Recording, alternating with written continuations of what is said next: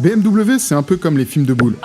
En public, tout le monde fait semblant de pas aimer, mais en privé, on dirait bien qu'ils ont pas mal de fans quand même. D'un côté, on a une des marques les plus célèbres de la planète, avec des modèles iconiques et le fan club certainement le plus populaire du monde, mais de l'autre côté, on a les détracteurs les plus féroces, qui accusent les propriétaires de BMW d'être les pires cons de la route. Une étude britannique basée sur les données des assurances a même montré que les conducteurs de BMW ont plus de 16% de chances d'être impliqués dans un accident en 5 ans de conduite, ce qui est supérieur à la moyenne générale de toutes les autres marques. Et un sondage du site Autotrader nous apprend aussi que sur 21 000 conducteurs interrogés, presque la moitié d'entre eux considèrent que les BMistes sont les plus dangereux sur la route.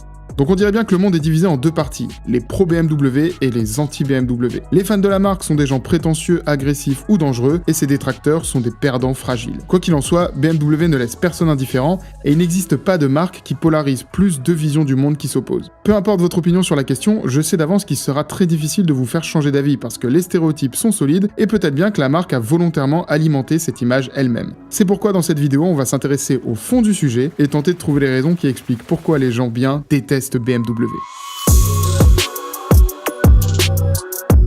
Une voiture, c'est 4 roues, un moteur, un volant et une carrosserie. En gros, elles remplissent tous ces critères. Seulement, on trouve des voitures neuves de 10 000 € à 100 000 € et bien plus encore, mais est-ce qu'une voiture à 100 000 est 10 fois meilleure, 10 fois plus rapide, 10 fois plus durable ou plus fiable? Pas forcément. Par contre, elle a forcément quelque chose qui justifie son prix, car aucun automobiliste sain d'esprit ne dépenserait 10 fois plus d'argent pour s'offrir à peu près la même chose que ce qu'il pourrait avoir 10 fois moins cher. Et sans tomber dans des écarts de prix aussi extrêmes, la Dacia la plus chère avec 150 chevaux et toutes les options disponibles au catalogue coûte 30 000 €, alors que la première BMW neuve, la série 1 109 chevaux sans aucune option, vous demandera de signer un chèque de 32 500 €. Ouais, je sais, le prix des voitures neuves, c'est vraiment devenu n'importe quoi, mais pour ce prix-là, on a des clignotants, alors les conducteurs de BMW, s'il vous plaît, faites un effort et utilisez vos clignotants. C'est pas tabou. On est tenté de se dire que les qualités intrinsèques de certaines voitures premium justifient forcément leur prix, mais la réalité est toujours un peu plus complexe. Il ne suffit pas d'être le meilleur pour réussir sur le marché de l'automobile. Vous pouvez objectivement avoir un rapport qualité-prix du tonnerre et être quand même moins bien perçu que vos concurrents. Malgré ses détracteurs, BMW est une marque qui vend des voitures à la pelle depuis des années et qui possède l'ingrédient magique oublié par les autres constructeurs généralistes qui n'arrivent pas à se créer un fan club indestructible, la personnalité. Si j'enlève les logos de ces modèles, vous allez peut-être avoir des difficultés à reconnaître précisément la marque qui se cache derrière. Parfois même, on pourrait échanger les logos et ça ne nous choquerait pas plus que ça. Par contre, si je vous montre ces modèles sans logo, vous savez chez qui on est. Vous avez reconnu immédiatement la marque de Munich, peu importe le gabarit, le modèle ou l'année de la voiture, en particulier grâce à 3 éléments identitaires de leur design.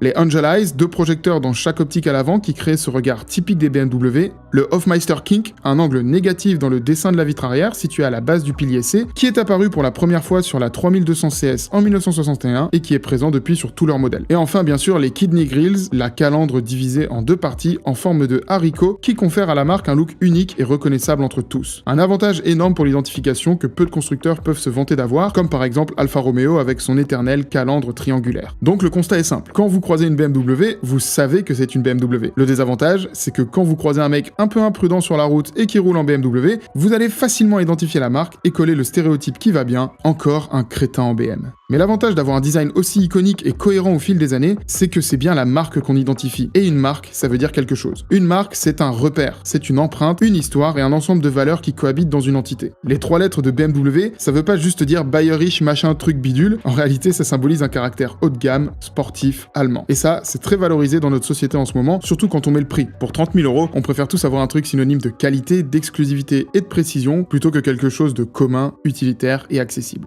Évidemment, se déplacer en voiture, c'est un besoin utilitaire, mais acheter une voiture, neuve ou d'occasion, c'est avant tout une démarche émotionnelle. Et acheter chez une marque plutôt que chez une autre, ça dit quelque chose de vous. C'est fait pour indiquer au monde la personne que vous êtes. C'est la partie droite de votre cerveau qui parle, celle qui est responsable des décisions intuitives et émotionnelles. Et ensuite, la partie gauche qui gère les raisonnements logiques et rationnels intervient pour vous rassurer et valider votre achat avec des arguments techniques, mais à la base, c'est bien une décision prise avec les émotions. C'est pourquoi même les anti-BM peuvent penser que la nouvelle série 4 est magnifique, mais ne passeront jamais au stade de signer un bon de commande. L'image du constructeur chez eux ne déclenche pas d'émotions positives, mais plutôt une haine féroce. Ils ont en tête que c'est une marque qui ne leur correspond pas, une marque de prétentieux, une marque de mauvais conducteur, une marque qui a une image de bad boy. Mais cette vision partagée par tous ceux qui considèrent BMW comme le diable en personne, elle vient d'où ? La culture populaire, c'est un ensemble d'idées, de pratiques et d'expressions largement diffusées et appréciées par le grand public. Elle englobe la musique, le cinéma, la télé, la mode et plein d'autres aspects de la vie quotidienne. La culture populaire, ça influence notre perception des choses en façonnant nos goûts, nos comportements et nos valeurs, puisqu'elle reflète et façonne notre identité, nos préoccupations et nos normes sociales, contribuant ainsi à la construction de notre vision du monde. Bien sûr, la perception des éléments dans la culture populaire ne colle pas toujours à la réalité. Par exemple, dans la culture populaire, Tom, le chat de Tom et Jerry, est perçu comme le méchant. On le voit en permanence avec ses yeux malicieux et ses griffes acérées en train de comploter pour chasser Jerry. La vérité de l'histoire, c'est que Tom est un chat serviable qui passe ses journées à protéger la maison en effrayant les rongeurs. Dans la culture populaire, le Joker est l'ennemi de Batman, c'est lui le méchant. Batman défend les gentils contre les méchants car pour lui le monde est divisé entre ces deux catégories. En réalité, le personnage du Joker nous apprend que la bonté est dans chacun, mais que tout le monde est sur une limite et qu'une seule journée peut vous faire basculer du mauvais côté. Ce qui est certainement plus proche de la réalité. La place des voitures allemandes dans la culture populaire, c'est quasiment toujours du côté du méchant. Il est méchant, donc il conduit une allemande. Casse-toi! En réalité, il conduit une allemande parce que ça permet de définir les éléments de personnalité qui ont fait de lui un méchant efficace et redoutable. Il est précis, ambitieux, il a du pouvoir et le sens du contrôle. C'est aussi dû aux qualités techniques et à la fiabilité de ses véhicules. Combien de fois vous avez vu un héros sauter dans une voiture et la voiture ne démarre pas? Des dizaines de fois. Pourtant, le méchant, quand il monte en voiture, elle démarre au quart de tour. Il est jamais bloqué par le coup de la panne. Des exemples de méchants en BMW, on en a plein. C'est pas pour rien que l'une des meilleures courses-poursuites de l'histoire du cinéma implique une BMW. Dans le film Ronin avec Robert De Niro qui se déroule à Paris, le personnage du côté obscur, joué par Jean Reno, conduit une M5 E34 noire. Pensez aussi à la voiture de Morif Aflalo, le parfait connard, arriviste et prêt à tout, joué par Anthony Delon dans La Vérité si je mens. Il conduit une BMW Z3 rouge. Comme par hasard. Et encore mieux que les personnages fictifs pour façonner notre perception d'une marque, on a aussi les personnalités réelles qui sont associées aux voitures. Au début des années 70, la fraction Armée Rouge, appelée aussi Bande Abadère, fait régner la terreur en Allemagne. Ce gang anarchiste commet des attentats, des enlèvements et des assassinats pour protester contre le gouvernement capitaliste de l'Allemagne fédérale. Bizarrement, ces révolutionnaires utilisent principalement des BMW 2002, réputés pour leur performance et leur agilité. À l'époque, les Allemands plaisantaient même sur la signification de BMW qui devient Baden-Meinhofwagen au lieu de Bayerische Motorenwerk. Et je peux aussi vous citer un célèbre exemple bien français. Pas mal, non? C'est français. Le 2 novembre 1979, la BMW 528i E12 fait les gros titres de la presse. Jacques Mérine, le célèbre criminel connu pour ses braquages, ses crimes et ses évasions spectaculaires, est pris au piège par la brigade anti-gang du commissaire Broussard, porte de Clignancourt à Paris. Bloqué par un fourgon banalisé de la brigade de recherche et d'intervention, Jacques Mérine est abattu de 19 balles et les images de sa BMW 528i marron criblée d'impact feront le tour de la France. La voiture est d'ailleurs restée bâchée pendant 28 ans dans une fourrière de la police, avant d'être détruite en 2007. Malgré ces exemples, ça veut pas dire que tous les conducteurs de BMW sont des méchants. À moins que la marque nous ait donné des bonnes raisons de le penser. On a beau dire ce qu'on veut, BMW est quand même plutôt au sommet de la chaîne alimentaire de l'automobile. Et si on parle de chaîne alimentaire, c'est bien parce que la symbolique du règne animal est très présente dans ce domaine. On a la force tranquille des éléphants, la discrétion des insectes, la puissance des pur sang. On a même pas mal de noms de modèles qui font directement référence à des animaux comme jaguar, coccinelle, viper, barracuda et raptor. Si vous voyez un aigle au regard perçant, une grenouille plutôt sympa ou un animal menaçant prêt à bondir, c'est pas un hasard. L'anthropomorphisme est passé par là. L'anthropomorphisme, du grec anthropos qui veut dire humain et morphé, la forme, désigne le fait d'attribuer à un objet des qualités humaines. Avec une voiture dessinée dans l'idée de lui donner un visage familier, il devient normal de penser que nous l'apprécions réellement, que nous pouvons lui faire confiance et que nous pouvons lui attribuer des traits de caractère comme le charisme, la puissance ou l'élégance. La voiture devient un être à part entière avec lequel nous cohabitons et qui nous représente. En plus de ça, avoir un objet anthropomorphique nous fait l'apprécier. Puisque l'humain n'est pas à l'aise avec les choses qui lui sont étrangères, ça nous fait du bien de reconnaître quelque chose que l'on peut identifier au premier coup d'œil. Évidemment, l'automobile s'y prête bien puisque deux phares excentrés et une calandre évoquent assez rapidement deux yeux et une bouche, les éléments qui structurent le visage dans la majorité des espèces du vivant, et le design de ces éléments permet de donner rapidement une identité à chaque modèle. Chez BMW, on joue depuis toujours sur un regard félin et expressif, avec des feux assez fins et horizontaux dotés d'une lentille bien circulaire, les Angel Eyes, qui donne immédiatement à la voiture son caractère agressif, robuste, rapide et sportif. La calandre également, élégante et statutaire avec sa grille verticale, apporte aux voitures une force et une présence qui commandent le respect, comme on pourrait le ressentir à la vue d'un félin en chasse. Sur tous les modèles, son dessin éternel et sa finition brillante évoquent la puissance et la détermination d'un prédateur qui se prépare à bondir sur sa proie. Enfin, ça c'était avant.